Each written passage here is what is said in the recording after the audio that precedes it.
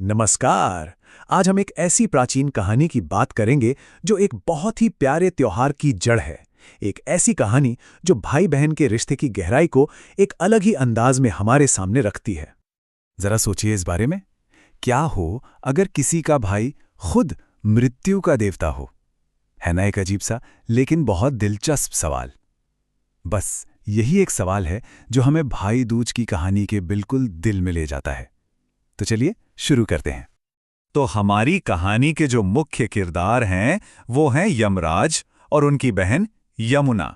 इन्हीं दोनों की कहानी से इस त्योहार की आत्मा जुड़ी हुई है। तो देखिए, ये दोनों भाई बहन यमराज और यमुना थे तो सूर्यदेव की ही संतान, लेकिन उनके रास्ते कितने अलग थे सोचिए।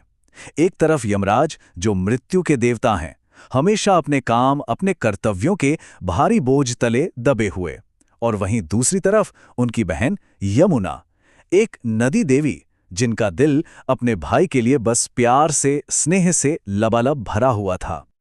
यमुना अपने भाई यमराज से बहुत प्यार करती थीं और वो बार बार उन्हें न्योता भेजती कि वो उनके घर आएं, भोजन करें। लेकिन हर एक बार यमराज अपने काम में इतने व्यस्त होते कि आ ही नहीं पाते थे। यमुना का इंतजार बस लंबा होता जा रहा था, लेकिन उनका प्यार, उनका स्नेह वो कभी कम नहीं हुआ।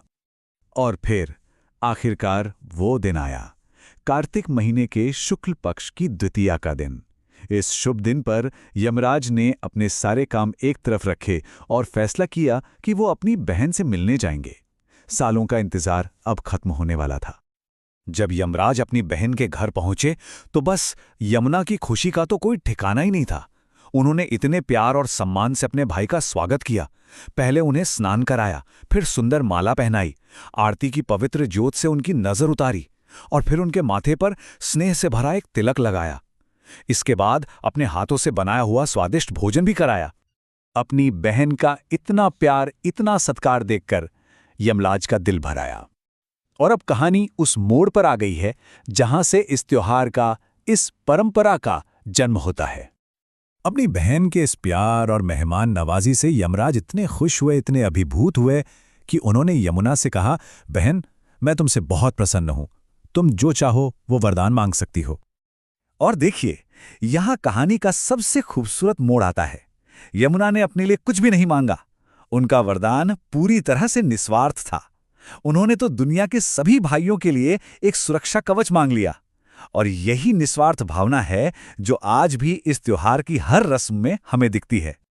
यमराज ने अपनी बहन की ये इच्छा सुनी और कहा, तथास्तु, मतलब ऐसा ही होगा। बस ये एक वचन था जिसने हमेशा हमेशा के लिए एक परंपरा को स्थापित कर दिया। और बस उसी एक वचन से एक पौराणिक कथा एक जिंदा त्योहार में बदल गई। एक ऐसी परंपरा जो आज भी करोड़ों घरों में मनाई जाती है। तो सवाल यह है कि आखिर इस त्योहार का आज के समय में क्या महत्व है?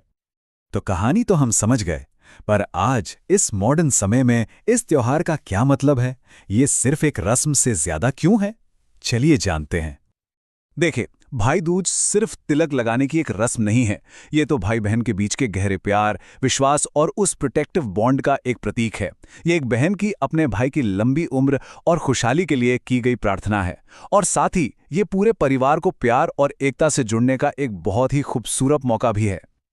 तो हर त्योहार की तरह इसका भी एक खास दिन होता है। तो आखिर ये त्योहार मनाया कब जाता है? भाई दूज, जिसे भ्रातृ द्वितीया भी कहते हैं, ये असल में दिवाली के 5 दिन के त्योहार का आखिरी दिन होता है। ये हिंदू महीने कार्तिक के शुक्ल पक्ष के दूसरे दिन मनाया जाता है, मतलब दिवाली के ठीक 2 दिन बाद। तो कुल मिलाकर भाई दूज सिर्फ एक त्योहार नहीं है, ये तो यमुना की उस निस्वार्थ प्रार्थना का जश्न है। एक ऐसी प्रार्थना जो आज भी हर बहन अपने भाई के लिए करती है। और ये इस बात का सबसे बड़ा सबूत है कि प्यार और प्रार्थना में वाकई कितनी ताकत होती है।